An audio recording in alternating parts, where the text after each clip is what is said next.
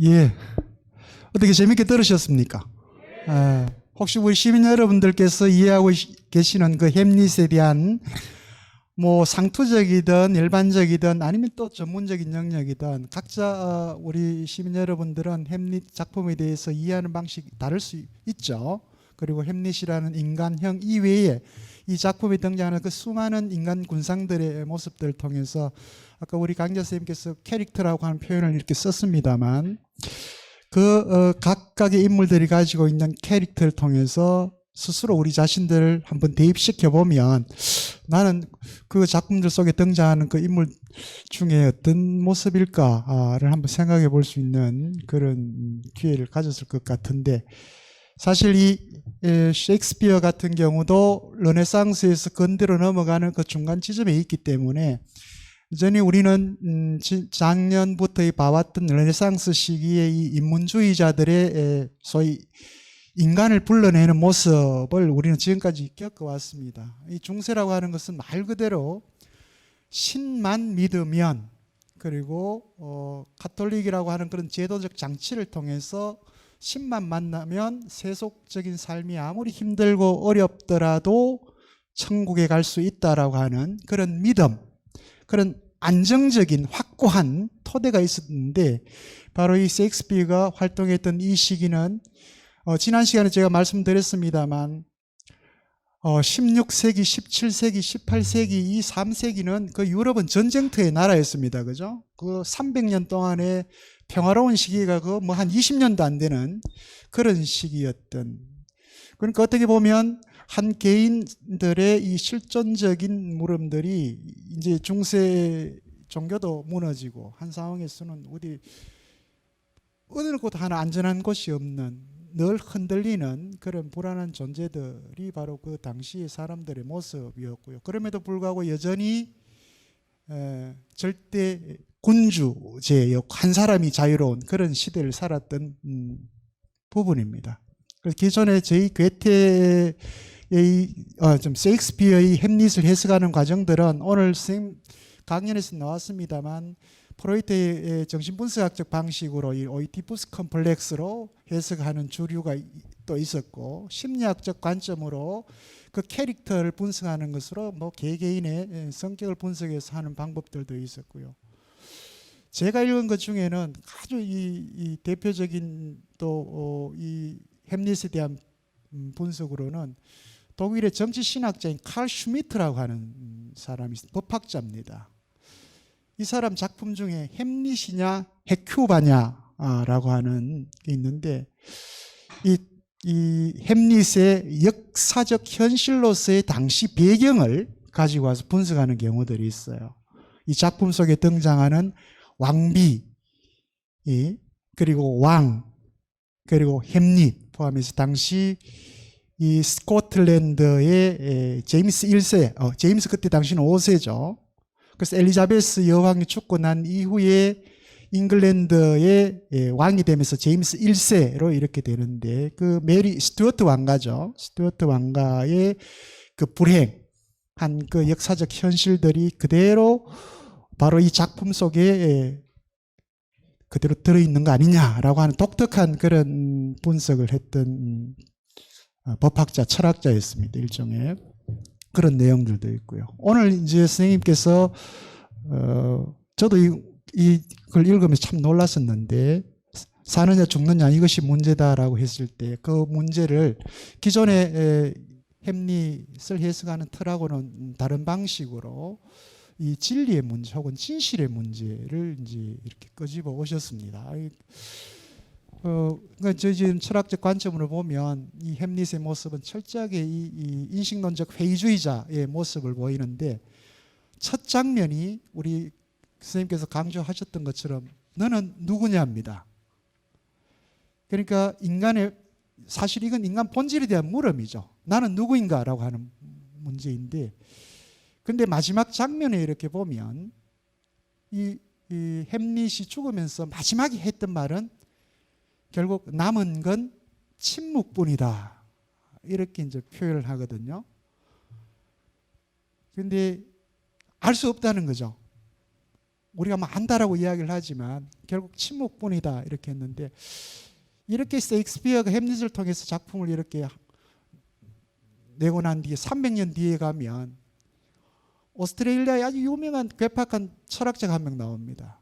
루드비히 비트겐슈타인이라고 하는 철학자인데, 이 사람 작품 중에 논리철학 논고라고 하는 책이 있는데, 그 마지막 부분에 가면 말할 수 없는 것들에 대해서는 침묵해라 이런 표현이 있습니다. 셰익스피어도 침묵을 얘기를 했고, 비트겐슈타인도 이제 이렇게 침묵을 얘기를 했는데, 지금 우리 현대인들은 침묵하지 않죠, 그죠?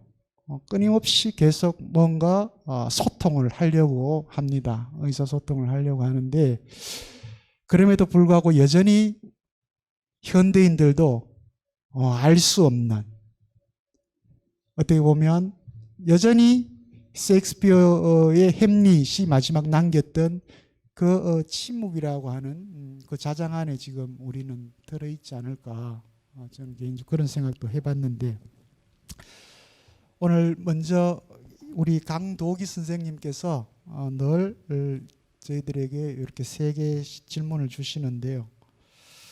첫 번째가 아까 뭐 강연 중에서도 잠깐 논의가 있었습니다만, 바로 이 햄릿이 나머지 다른 3개의 비극이죠. 오셀로라든지 맥베스라든지 리어 왕과 차이점을 갖고 있다면 어떤 것인지. 그러니까 우리가 다음 주부터 계속 이 3개 비극 작품이 이제 여러분들하고 같이 얘기가 될 부분이기 때문에, 여기서는 가장 핵심적인 간단한 부분만 우리 강인자 선생님께서 말씀드리는 걸로 그렇게 하겠습니다.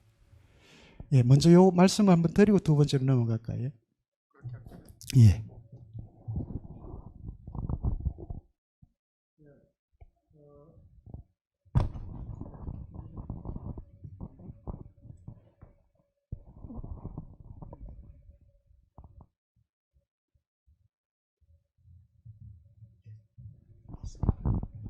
예,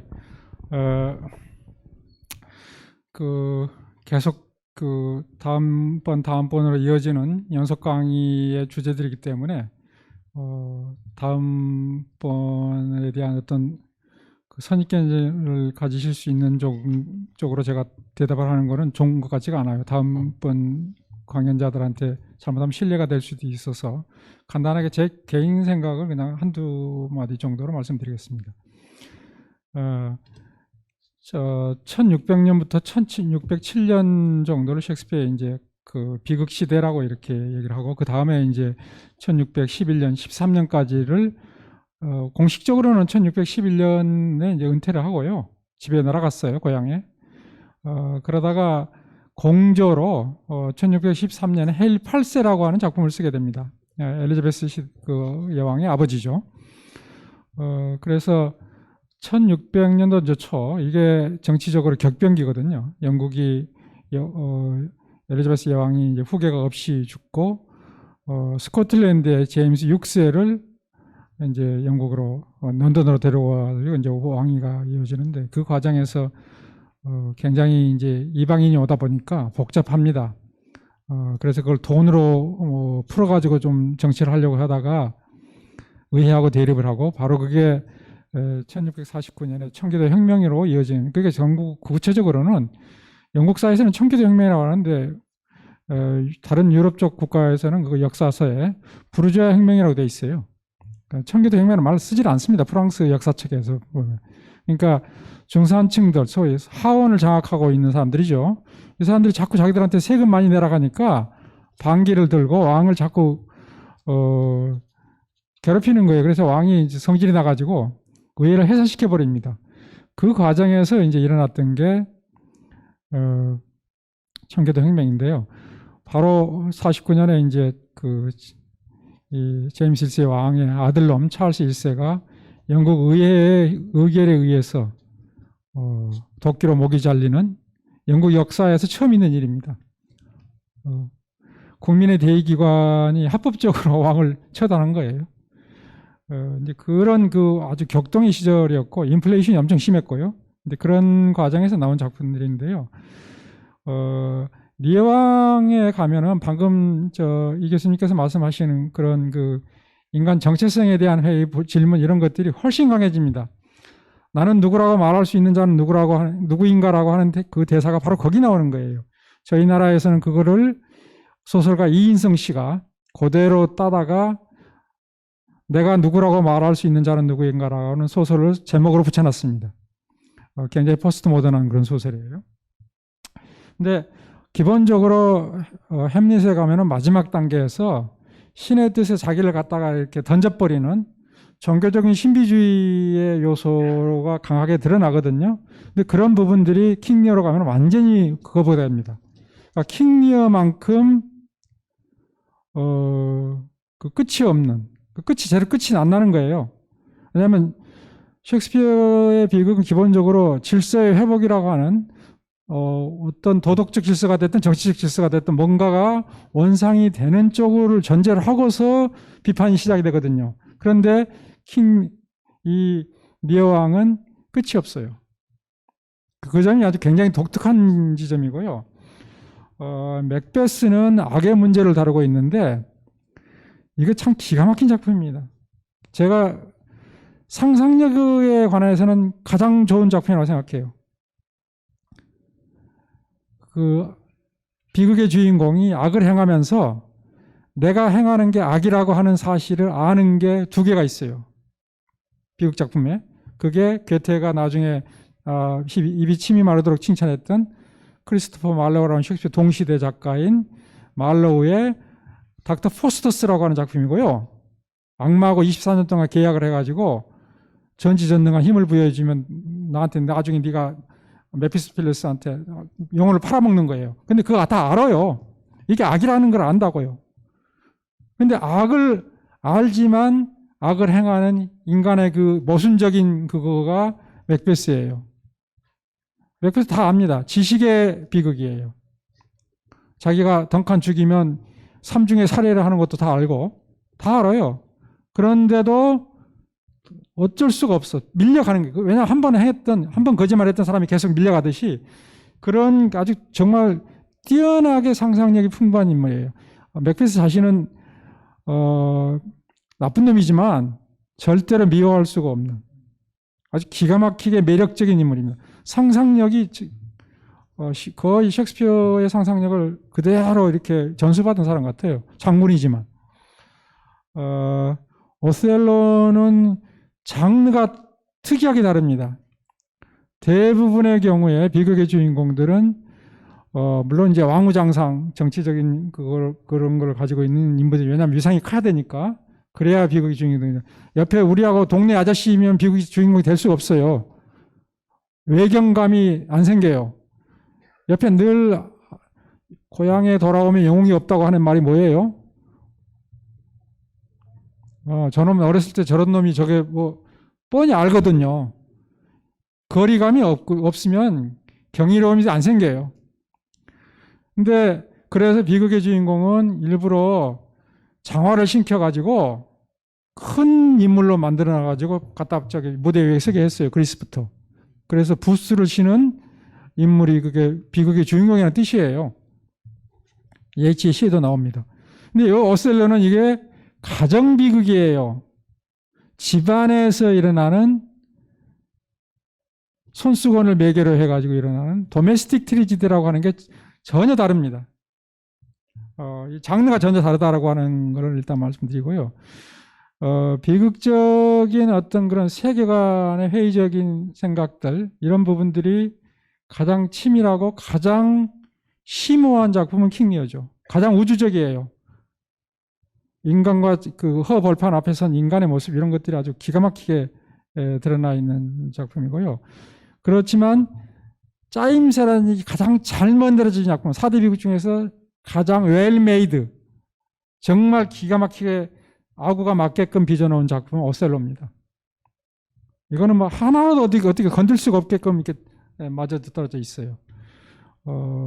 왜냐하면 그게 음모가 이루어져야 되기 때문에 음모가 하나라도 삐걱하면 다 끝나버리잖아요. 이아고라고 하는 그 천하의 이 못된 놈을 마키아벨리적인 인간을 만들어내면서 걔가 작품의 디렉터거든요. 감독, 연출, 배우 다 해요. 그 과정에서 소위 가정 도메스틱 트레지디라고 하는 이제 지점인데, 이 오셀로는 최근에 와서는 인종주의 문제, 소위 말해서 요새 미국에서도 뭐 옐로우 그 동양인들한테 대해서 철회하고 뭐 이런 건데, 이런 인종주의적 편견이 굉장히 밑바닥에 깔려 있습니다. 그거를 이아고가 이용해 먹어요. 그래서 오셀로는 이거는 베니스 사람이 아니에요. 팔려온 용병 장군이에요.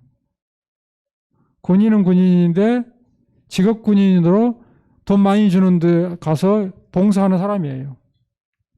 이거를 이놈은 무어인이기 때문에 까무잡잡한 아프리카 사람이거든요. 그런데 이게 백인 그 부호의 여자 처녀를 지금 결혼하잖아요. 나이도 많이 차이나요. 그 16, 18 이런 처녀하고 30대 후반의 장군하고 결혼하는 거예요. 그러니까 인종적 편견이 엄청나요. 그래서 그걸 가지고 소위 의처증을, 너는 네가 지금은 그냥 괜찮지만 시간이 지나면 네 백인 마누라가 이 깜둥이에 대해서 실증을 낼 것이다. 그리고 동네에 잘난 그 백인 남자들을 찾게 될 것이다 라고 하는 거를 심어줍니다. 계속. 그게 손수건 사건으로 폭발이 되는 거예요. 예, 그 두 번째, 세 번째가 더 얘기를 말씀드릴 것 같아서 이 정도로 끝내겠습니다. 예, 고맙습니다. 두 번째 물음은요. 셰익스피어의 작품 중에 사랑을 주제로 하는 두 권의 서사시가 있는데 이 작품들을 비너스와 아도니스 작품과 이렇게 연결시켜서 한번 개략적으로 설명을 해달라고 하는 물음입니다. 예, 거기 질문을 일단 그 비너스와 아도니스는 서사시는 아니고요. 예, 서사시하고 설화시라고 하는 것은 다릅니다. 예, 이건 설화시입니다. 내러티브 포엠이에요. 서사시는 아닙니다. 서사시는 세 번째 질문에 말씀을 하기 때문에 다시 말씀드리겠습니다. 왜 서사시하고 설화시가 다른가? 이야기가 있는 장시를 설화시라고 하는 거죠. 이야기시예요, 이야기시. 어떤 이야기냐면, 그 노마에 네로에 진료하고 사랑에 빠져가지고 그 섬에 유배돼가지고 썼던 오비디우스라는 로마 시대 작가가 있는데요. 그 사람이 이제 저희 나라에 번역 많이 된 건 뭐 책이 많습니다. 이 사람 문화인류학자들도 굉장히 많이 그 공부를 하고 영국의 프레이저 같은 사람도 번역을 많이 다 했던 사람이에요. 오비드예요. 이 사람이 변신 이야기라고 하는 사람이 뭔가 잘못을 하거나 뭐 죄를 져가지고 동물이나 식물로 되는 이야기입니다. 변신 이야기 하니까 다른 인간이 다른 거로 변하는 이야기라는 뜻으로 이제 생각을 하시기 때문에 아주 좋은 쪽으로 생각하시는 분들이 많은데 오비드의 이야기, 오비디우스, 영어로는 오비드, 라틴어로는 오비디우스. 이거는 대체로 죄를 통해 가지고 인간이 인간보다 못한 단계로 거듭나는 것, 윤회를 얘기하고 있는 거지 신이 된다든지 인간이 죽어서 오디푸스 나중에 두 번째 작품에 보면 신돼요. 아까 말씀드렸던 오디푸스는 오디푸스 티라누스라고 하는 제목의 작품이고요. 아까 제가 그 비교해서 그 했던 말씀인데 이것도 또 이게 좀 길어지는데 우리말로 오디푸스 왕이라고 이렇게 번역이 되어 있는데 그 번역 굉장히 조심해야 되는 번역입니다. 그리스 말로는 오디푸스 티라누스예요. 티라누스라는 말은 바실라우스라는 단어하고 다른 뜻이에요. 세습적인 정통의 왕은 바실리카, 교회 성당에 가시면 유럽에 가시면 바실리카라고 있죠? 제일 안쪽에 제단 쪽에 있는 정통의 왕은 바실리우스예요. 그리고 가령 이성계처럼 찬탈해가지고 왕이 아까 클로디우스처럼 그런 왕은 티라누스입니다. 그게 영어로 폭군이라고 번역되어 있는 타이런트예요. 그래서 그 오이디푸스는 아버지 죽이고 왕이 된 놈이잖아요. 그래서 작가가 묘하게 그렇게 티라누스라고 마치 공룡 이름 같죠? 기억하기 쉬울 것일 거예요. 그런데 그거를 자꾸 라틴어로 번역을 하면서 세네카 같은 사람들이 번역할 때 오이디푸스 더 렉스를 REX 이렇게 번역을 하다 보니까 영어로 그대로 갖다가 킹이라고 번역해놨는데 그거 번역 굉장히 아주 틀리진 않았지만 맞지는 않아요. 근데 바로 그런 오비디의 변신 이야기에 보면 거기에 이제 많이 나오는 게 굴뚝쇠니 그다음에 나이팅게일 이런 거 형부한테 혀 잘라가지고 강간한 거 알렸다가 도망가고. 근데 셰익스피어가 그거 굉장히 좋아했어요. 왜냐면요. 셰익스피어를 이해하시려면 약간의 역사적인 지식이 필요합니다. 사람들이 잘 모르시는데 셰익스피어가 별로 배운 게 없는 사람인데 저렇게 훌륭한 작품을 썼다. 그래서 셰익스피어가 작가가 아니고 베이컨이다. 아니면 옥스포드경이다. 이런 얘기를 하는데 영국의 그러니까 저희 할아버지 세대 때 저는 서당을 안 다녔어요. 저희 할아버지 세대 때는 저희 할아버지도 서당 혼장하셔가지고 문도비가 있는데요. 사서성경 그거 서당에서 다 공부하잖아요. 천자문 이상 하잖아요. 웬만큼 조금 다 오래 다니면. 근데 셰익스피어는 문법 학교라고 하는 학교를 다녔습니다. 문법 학교가 어떤 학교냐면요. 거기를 졸업하면 그 다음에 어디 가요? 예, 사람들이 뭐라고 얘기를 하냐면 초등학교라고 번역을 하는 거예요, 우리말로. 그래가지고 초등학교니까 중학교 있고 그 다음에 고등학교 있겠네? 그러면 초등학교 나온 놈이 이렇게 많이 알아? 천만에요.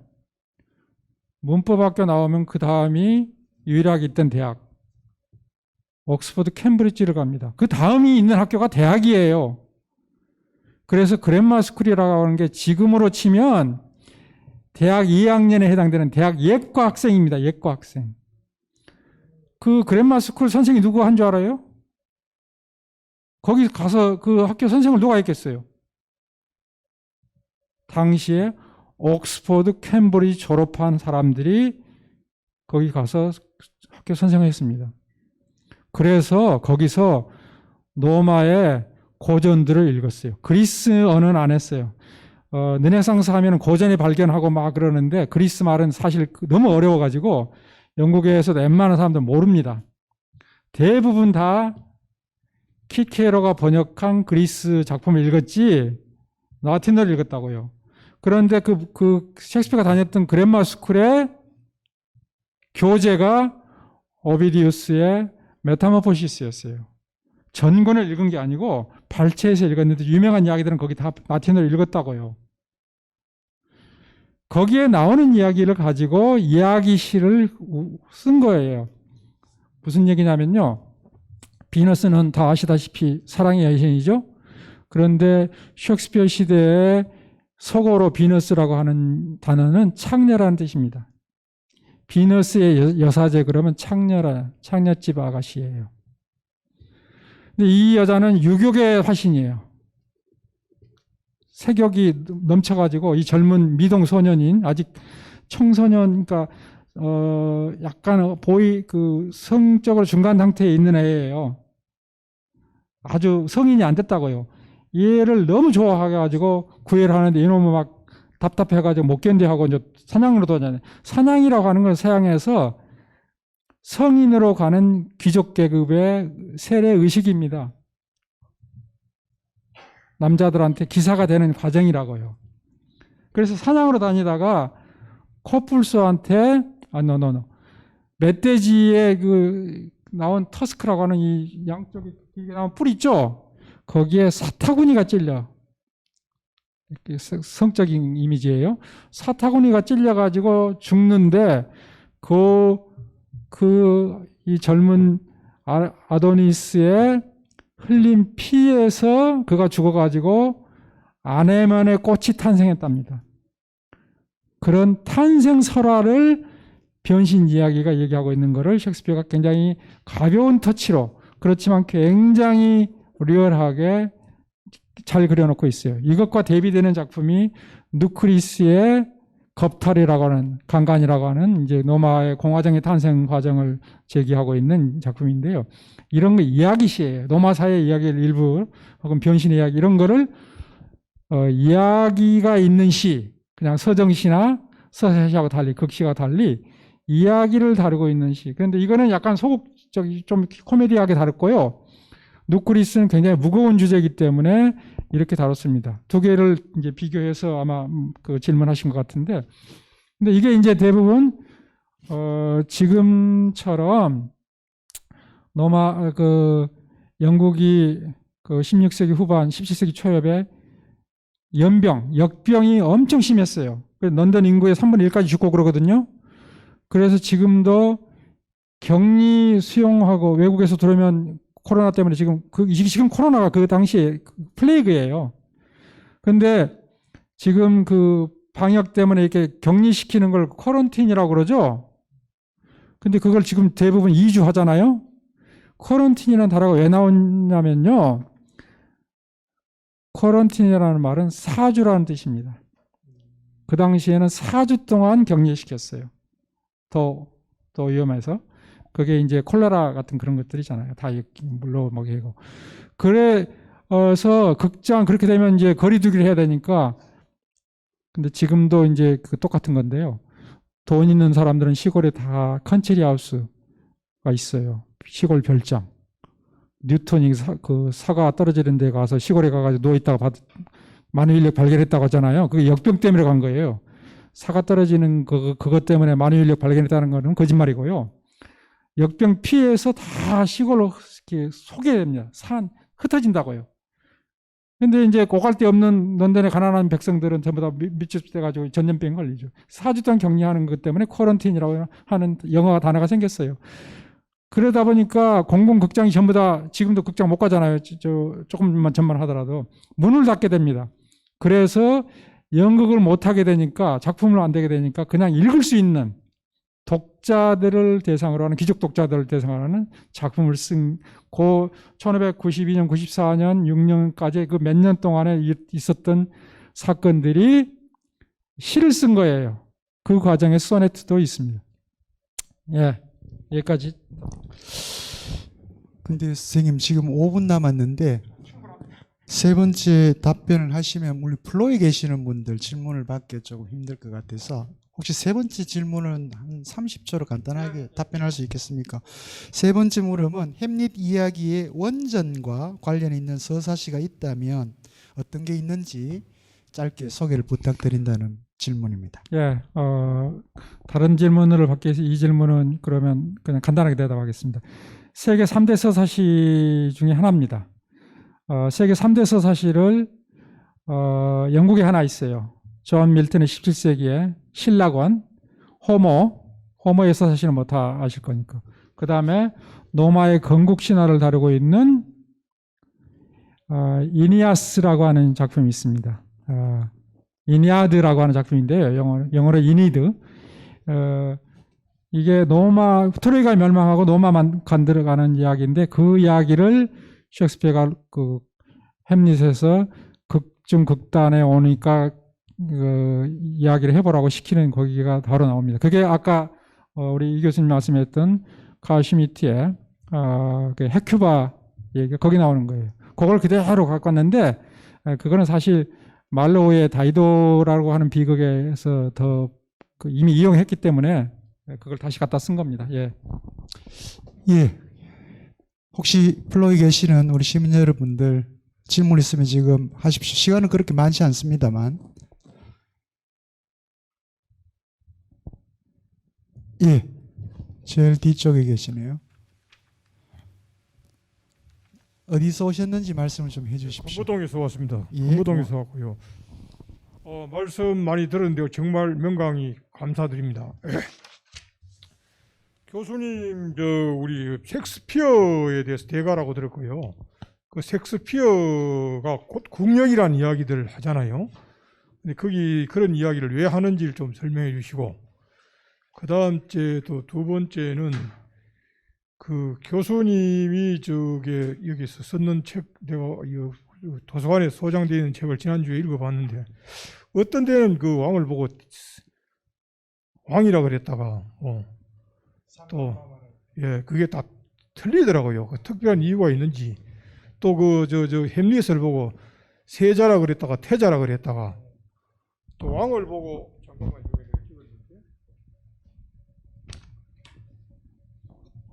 왕을 보고 전하, 상감, 폐하 뭐 이런 식으로 표현을 했더라고요. 그런데 그게 특별한 이유가 있는지 그 말씀 부탁드리겠습니다. 예. 첫 번째 질문 말씀드리겠습니다. 그 첫 번째 거는 지금 아까 이제 그 우리 선생님들께서 소개하실 때 셰익스피어 얘기하실 때 이제 얘기를 하셨는데, 가령 토마스 카일라일 같은 사람은 영웅숭배론이라고 하는 책에서 영웅으로서의 시인으로 이제 단테하고 셰익스피어를 들고 있습니다. 근데 이제 바로 그 카일라일이 아주 한 건방진 말이에요. 그 영국의 셰익스피어하고 인도를 바꾸지 않겠다. 그 말이 안 되는 얘기죠. 왜냐하면 인도의 그 서사시 전통 속에 마하바라타라든지 이건 뭐 게임이 안 되는 얘기를 이렇게 하는, 그만큼 이제 이 사람이 빅토리아 시대 사람이니까 약간 조금 감안해서 들어주십시오.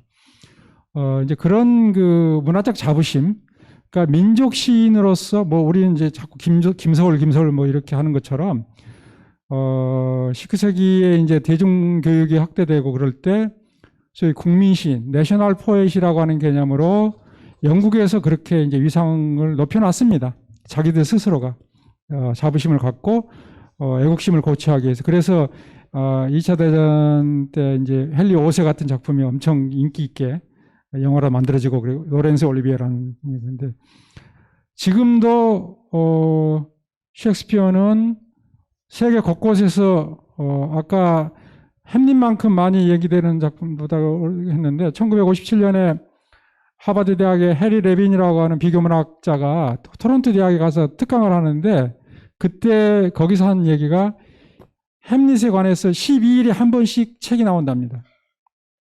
제가 생각할 때, 그러니까 책이나 연구 논문이 제가 생각할 때 지금은 5일에 한 번 정도도 안 되게 나올 거예요. 전 세계적으로. 그만큼 셰익스피어는 문화 자본입니다. 영국을 거의 먹여 살렸다시피. 그러니까 영국이 지금 먹고 사는 게 금융업하고요. 식민지 다 뺏겼잖아요. 금융업하고 그다음에 영어 텍스트, 영어 교재, 영어가 체계가 됐으니까 그거로 거의 뭐 먹고 사는데, 그 중에 소위 컬처 캐피탈이라고 하는 문화 자본으로 으뜸가는 위상을 가지고 있는 게 셰익스피어입니다. 그래서 이제 충분히 뭐 그거 이제 그 모든 영화, 연극, 뭐 오페라, 뮤지컬, 뭐 로미오 줄리엣은 헐리우드에 가가지고 그 웨스트 사이드 스토리라고 하는 번스타인의 뮤지컬로 만들어지고 그러잖아요. 그 깽들의 이야기로. 두 번째 이제 질문에 칭호가 약간씩 그렇게 된다라고 하는 거는 그 말하는 사람이 누구냐에 따라서 조금씩 달라져야만 되는 번역의 어려움이 있습니다. 지금은 이제 북한으로 가가지고 채용이 됐습니다만은 해방 직후에 거의 유일하게 그때 일제시대 때 대부분의 한국 지식인들이 몇 사람 빼놓고는 다 일본 가서 유학을 하는데, 설정식이라는 사람은 미국에서 대학을 나왔고 콜롬비아 대학에 가서 뭐 따로 대학원은 공부를 안 했어요. 2년 동안 따로 셰익스피어를 공부를 더 하고 왔습니다. 설정식이라고. 나중에 6.25 때 정전협정 북한 측 수석 통역관으로 왔던 사람입니다. 한국에 물론 당연히 한국 사람이죠. 남한 사람이죠. 근데 해방 그 와중에 북한으로 넘어갔어요. 그 대표적인 시집이 종이라고 하는 시집입니다. 근데 영어를 너무 잘했던 분인데, 그분이 일본어가 아니고 그 초기 작품들은 제가 일본에서 번역한 걸 다시 번역한 거예요. 중역이에요. 하무레트라고 하는 작품으로 번역을 했는데, 그 사람은 이제 이 작품이 왕실의, 아까 뭐 정치적인 얘기 하셨는데, 왕실의 이야기이기 때문에 조선의 궁중 언어에 써야만 그 맛이 난다 해가지고 햄릿을 동국마마라고 번역해 놨습니다. 예. 근데 지금 독자들은 못 읽어요. 말이 어려워서. 근데 폴로니우스가 클로디우스를 한테 부를 때는 전하라든지 뭐 마마 이렇게, 왜냐하면 거기에 비서실장이니까요. 그래서 그 사람에 따라서 칭호가 조금씩 달라져야만 이제 그걸 서사학에서는 데이트 포인트라고 따로 전문 용어가 있는데요. 그런 어려움 때문에 그게 부주의해가지고 막 마음대로 번역자가 막 이렇게 썼다 저렇게 썼다 그런 건 아니고요. 조금 더 이제 읽는 분들한테는 조금 혼란스러울지 모르겠습니다만 문맥 때문에 이렇게 전달해야만 의미가 있어야 되는 이제 그런 그 어려움이 좀 있다라고 하는 말씀을 드리고요. 그 다음에 제가 이제 뭐 번역하는 입장에서는 말장난이 번역이 안 돼요. 그래서 처음부터 셰익스피어를 제가 이제 질문 많이 받는 겁니다. 셰익스피어 어떻게 하면 제가 심지어 뭐 그 한국에 내노라는 영문학자들한테 저한테 와서 그래요. 셰익스피어 독법이 뭐요? 그러니까 셰익스피어를 어떻게 읽어야만 그 읽는 문법이 뭐냐고 저한테 물어요. 근데 다들 제대로 좀 읽어보고 싶은 욕심이 다 있으신 거죠.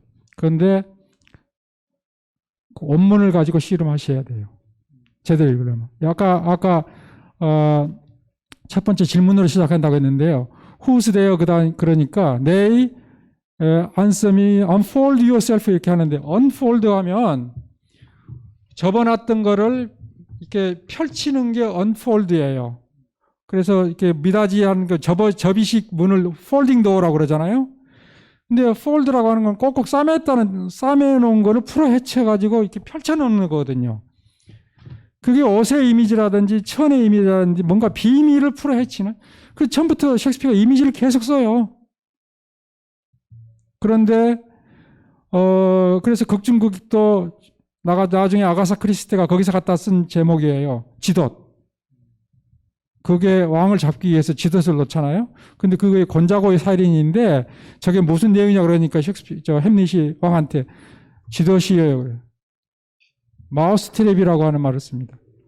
그런데 나중에 햄릿이 그 연구 끝난 다음이에요.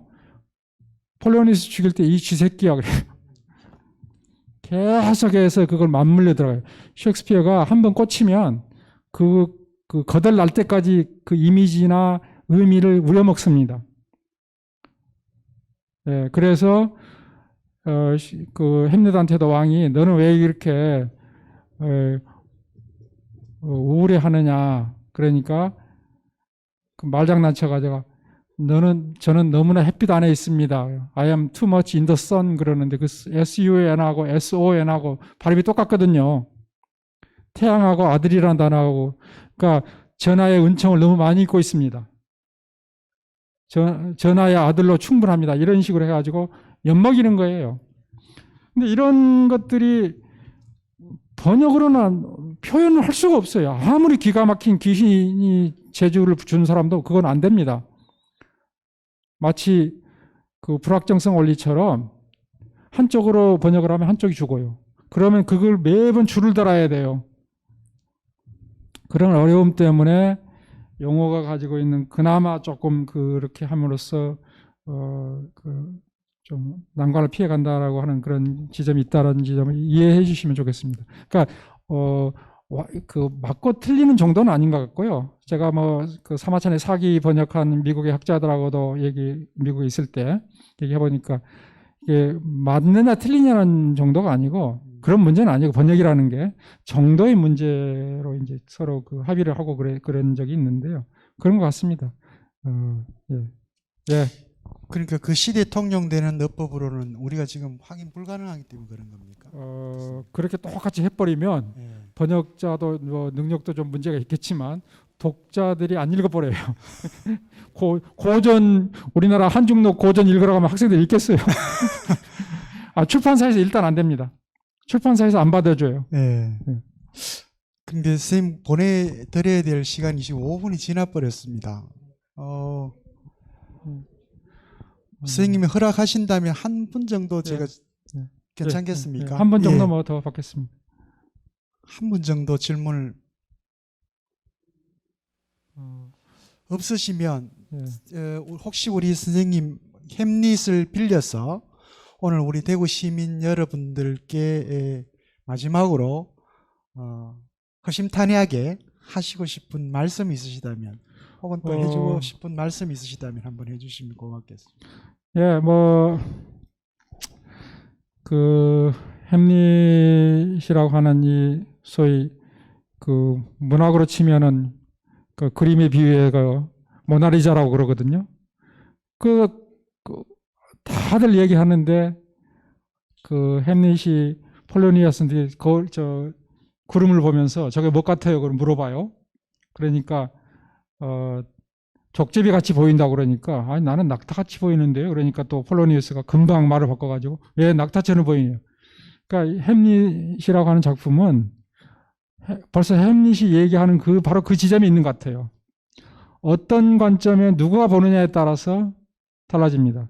그래서 궁극적으로 작품을 본다라고 하는 것은 나의 관심 관점하고 맞춰지는 부분에서 볼 수밖에 없는 것 같아요. 예. 그래서 T.S. 엘리어트라고 노벨상을 받은 사람이 셰익스피어를 이해하기 위해서는 평생이 걸린다 그랬어요. 왜? 나이대에 따라서, 경험의 폭에 따라서, 관점에 따라서 다 다르더라. 자기가 경험해 보니까. 그만큼 훌륭한 작품을 쓰는 문학인으로서 하는 얘기입니다. 그래서 셰익스피어를 이해하는 가장 좋은 방법은 셰익스피어한테 자꾸 나를 노출시키는 것밖에 없죠. 예. 그 나머지는 아까 말씀드렸던 침묵입니다. 예. 감사합니다. 예, 고맙습니다.